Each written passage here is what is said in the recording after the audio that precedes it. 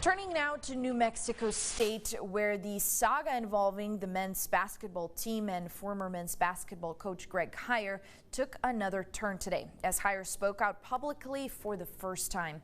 Our KTSM 9 sports director Colleen Deaver is here with more.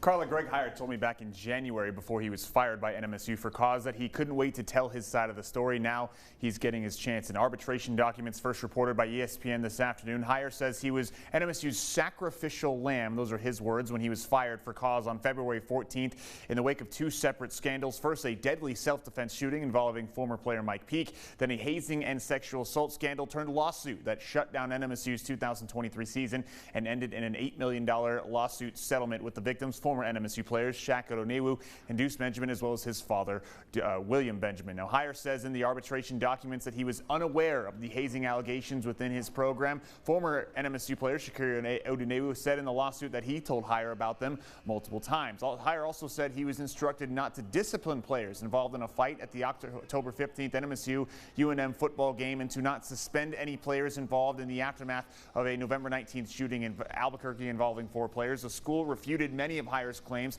according to the documents, saying they, quote, only made suggestions regarding basketball-related discipline because Heiar failed to act. 4 players were eventually suspended in 2022 following the shooting, including Peake. Heiar also detailed a pair of conversations with athletic director Mario Mocha, one in which Heiar alleges that Mocha watched a video of the fight at the football game and said, quote, it's NMSU players whooping up on some Lobos, end quote. A second conversation came after the shooting in which Mocha allegedly told Heiar, quote, we just need to win, win, win. This will all go away, but we do not need any more bad media at this point. We are on thin ice, getting thinner, end quote. Heiar's lawyer releasing a statement as part of the document saying, quote, Coach Heiar has suffered and continues to suffer monetary or economic damages that have and will continue to prevent him from similar gainful employment in the coaching industry, for which he is entitled to an award of monetary damages and relief, end quote. KTSM was awaiting comment from NMSU as of this newscast. KTSM has also reached out to Heiar, his attorneys, again, NMSU and Mocha. Heiar's side has not responded. Mocha and NMSU had no comment.